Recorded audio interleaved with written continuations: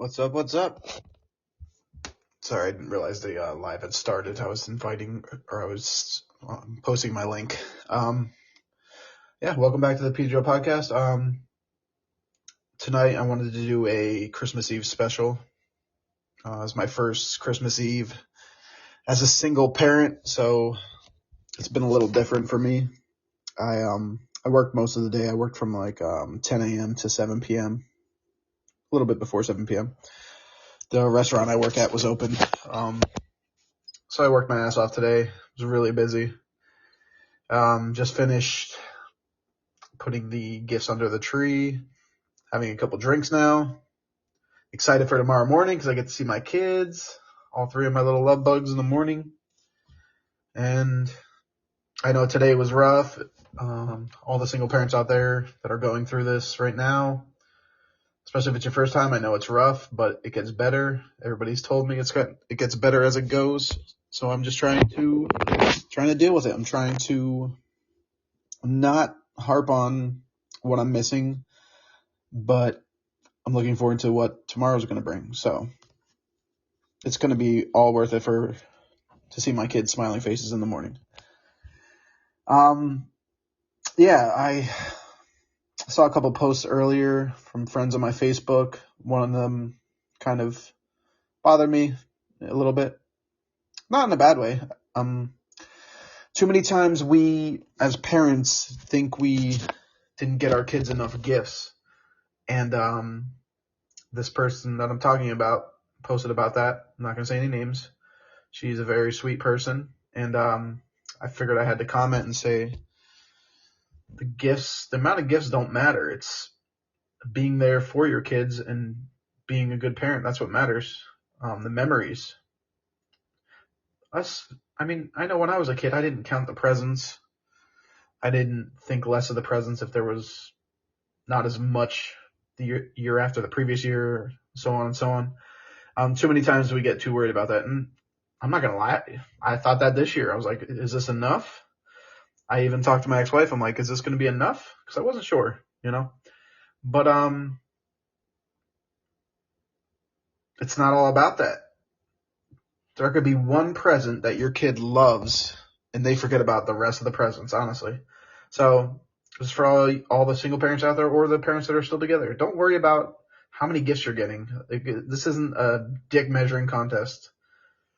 As long as you're providing and putting a smile on your kids' faces, who the fuck cares, honestly? And I mean that with all the love. So yeah, I think that covers Christmas Eve. Now I want to talk about, I just realized this a couple weeks ago that on Spotify you could listen to audiobooks for free. I don't know how many different ones there are, but the first one I listened to, the only one I listened to so far, has been the Britney Spears biography called The Woman in Me. And I gotta admit, I was fucking intrigued from the start. I don't know how much she actually wrote it herself, but Michelle Williams was the narrator. I think if I believe so, she was Heath Ledger's wife. I think so.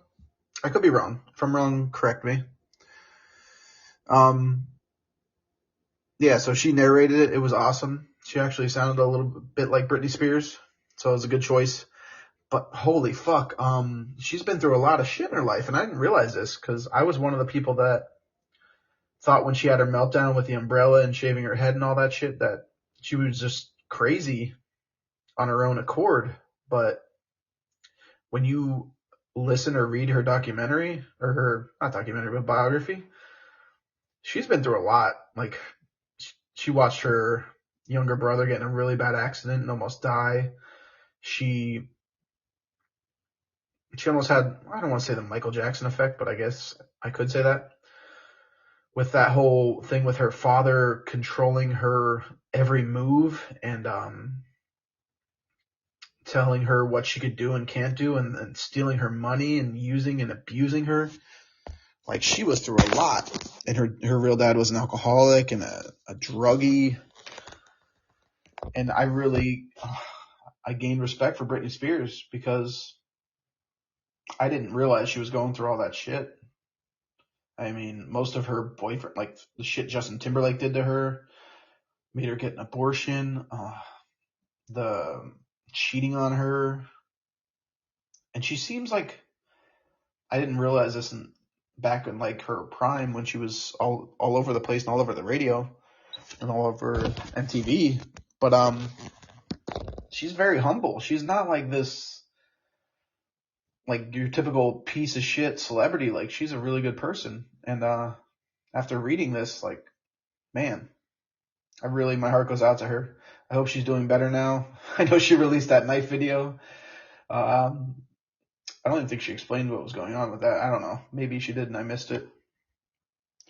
But yeah, I really enjoyed that biography. I listened to it straight through. Like it was really good. So I recommend it. Highly recommend it. And like I said, if you have Spotify and you pay for Spotify, you could get it for free on there. So go out and do that. I was hoping people would be live tonight, but I guess since it's Christmas Eve, nobody gives a fuck about podcasts tonight, which I don't blame them. I mean, I didn't listen to a podcast tonight. Moving on. Yeah, so I really wanted to talk about that Britney Spears book. Oh, so the best part of my Christmas Eve, other than putting the presents under the tree, was the Cowboys losing again in typical Cowboy fashion. Oh, as an Eagle fan, I fucking loved it. Smiling the whole time. I know the Eagles have been sucking ass. I know that. But when the Cowboys suck ass too, it makes it okay. For real. And here's the thing. I was thinking about this a couple days ago. Why is it as we get older, I don't know if this is the same for everybody, but at least for me, and I've talked to people about this, why do we care less and less about sports and how it affects our life as we get older? Is it a maturity thing? Like, I don't know. I'm trying to figure this out. But when we were younger and we got into sports, we took it so seriously. Like, we would fucking talk shit all the time to our friends. We would bash every team. We'd say we're the greatest fucking team ever. But now as I get older, I don't give a shit. Like, Eagles lost. Oh, well. I go on with my day. I take the heat from people. And I just go on with my day. It doesn't bother me like it used to. I think that's a good thing that doesn't bother me. We let it affect our lives too much. There's way bigger shit to worry about. Let's see why. I'm going to post the link again because I think I posted the link before it started. So bear with me here. It's going to take a second. I just need to repost my link. If I could. Oh, yeah, there it is. Okay. I'll keep going while I'm posting this. Yeah, so once we get some people in here, I would like to hear how they feel about sports now. If they're older in their 30s, is it the same as when you were in your teens and 20s? Because I honestly don't give a shit anymore. Like, I like to talk shit about the Cowboys, but I don't really take it seriously. I mean, Eagles lose, whatever. Doesn't bother me. All right, so I posted a link to my Facebook. We'll see if people join. So I'm going to say it was 4 or 5 days ago, I posted a status on the Pete Joe podcast Facebook page asking the listeners to give me one word of something us as humans need to work on for the New Year's resolution.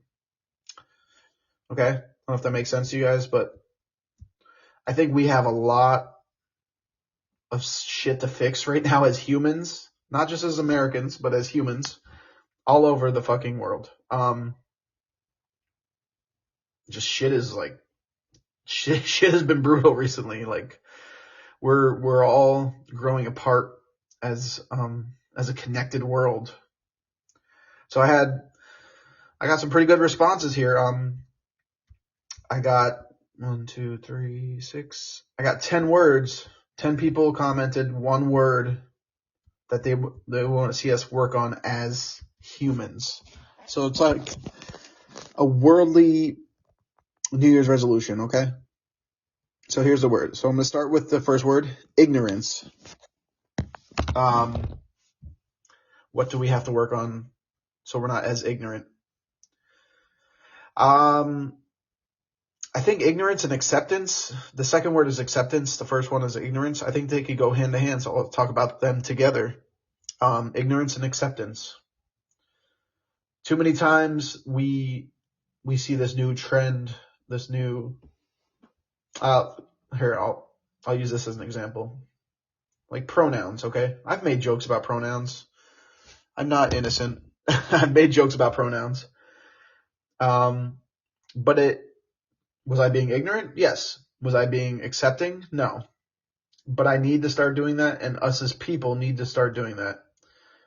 I know it's a lot of us harp back on you're born this way, don't ever change it. But if people want to, it's their fucking lives, it's their body, it's their penis, it's their vagina. If they want to change it and be something else, why not? They live once, right? I mean, in the grand scheme, without the thoughts of religion or anything, we have one body, right? If you want to fucking change it, who am I to say no? Who am I to say that's stupid? We need to be more accepting. We need to be less ignorant. And ignorance, it comes down to a lot of things because so many times you could get in an argument with somebody. They have no facts. It's all opinion. They can't prove a thing. And if they're saying you're wrong, but they have no facts to back that up, that's ignorance too. So that's my coverage of ignorance and acceptance. So next word would be compassion. I mean, this kind of goes hand in hand. A lot of these go hand in hand. Compassion. If you see, this is the thing with me. I admit a lot of shit, okay? In the past, I'm not talking recent. I'm talking, let's say, 5 years and beyond, okay? I would see a homeless person holding up a sign, and I would immediately have no compassion. I'd be like, oh, get a job. It's easy. But now that I'm a grown-up big boy, whatever, especially with the economy now and the lack of jobs out there, I have complete compassion now. Like, if you see somebody struggling and you have $5 in your wallet that you're going to go blow on a lottery ticket, why not just give it to them? You know what I mean? Give it to them. If they end up buying beer with it, oh well, you got good karma, right? You gave him $5. You gave him or her $5, right? You're going to get good karma if you believe in that. So that goes into compassion. You see somebody struggling, it's not all about money to help them. You could say they are struggling with self-confidence, okay? Give them a compliment. It'll make their day. I'm saying this as somebody who has experienced depression, okay? All it takes really to get you out of depression in that moment is a compliment. Compliment somebody. You don't have to fucking flirt with them. Just say, hey, like if you're on Facebook and they're knocking themselves and they post a picture, right? Oh, you look great today. Like, you don't have to fucking flirt with them or hit on them. Just give them some self-confidence. That's compassion there too. So we'll go to the next one. Self-love. I love this one because so many times I'm guilty of this. Your brother's guilty of this. Your friend's guilty of this. Self-love. We don't love ourselves enough. Everybody always says, you have to love yourself before you can love anybody else. Right? That's true. If you don't love yourself, how can you love anybody else? All right, I'll take it back. It's not 100% true because you could be in love with an actress, in your own mind and not love yourself. But in order to better yourself, you have to love yourself somewhat to care enough. Self-love, it feeds into, if we all loved ourselves, suicide rates would be down, you know? But I get it. It's very hard sometimes. If you're going through depression, that is an ugly fucking thing to fight. Like, you cannot fight depression all the time. A lot of times depression wins. But if you start with self-love, or you force self-love onto yourself, maybe you'll succeed fighting depression, you know? We have to have somewhat of an army, because depression's an army in itself. Next one, this one cracked me up. Sex. I asked the original poster who wrote sex, can you elaborate? Are you talking about like being more accepting to weird sexual fetishes or positions? And they basically said better partner sex, like us guys need to focus on being better at sex. I think that's what she meant. So I will say this. If you're in a relationship, you should probably know what your partner wants. You should have that talk if you haven't. I'm not going to go into my own details, but yeah, past relationships, that could have helped me and my partner. Too many times we don't talk about it. I don't know why we don't. We should, because we're in this together. When you're in a relationship, like it's you and your partner. So yeah, communicate with your partner about what you want in the bedroom, okay? I get sometimes we're worried about, oh, will he or she think I'm weird because I like this fetish, you know? But chances are, if they really love you or they really adore you, they'll make that change or they'll try. If not, they will say, fuck you, whatever. Then it wasn't worth it, because you guys should be accepting to each other and comforting each other, and you should know, excuse me, I'm stuffy. You should know what is going to turn your partner on or what turns you on, and they should know it too. So yeah, sex, we could work on that. But it's weird if you're just hooking up with somebody you met on Tinder. Are you really going to talk about what you like? Maybe before you meet up, but you're not going to sit down and have this passionate talk about what you like when you're fucking, you know? Next one, kindness. Went from sex to kindness. Okay. Usually don't go hand in hand. Kindness goes back to complimenting people, treat people how you want to be treated. That's the old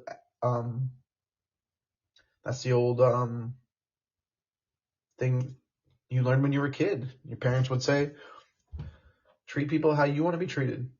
If somebody's treating you good, treat them good back. If somebody's treating you like shit, say fuck you. Get out of there. Kindness extends everywhere. Kindness is donating. Kindness is, like I said, giving compliments. Kindness is not judging. Kindness is laughing at a joke even if you didn't think it was funny completely, but you'll make that person feel good, you know? Sometimes we gotta fake it until we make it, you know? You know what I'm saying? Fake it till you make it. Next word, I like this one, humanity. I don't want to sound like a dumbass, but I feel like I have to look up the definition of what humanity means exactly. I mean, I get it, but I don't. So humanity definition, I'll Google it real quick. The human race, human beings collectively. So this could feed into anything. Human nature.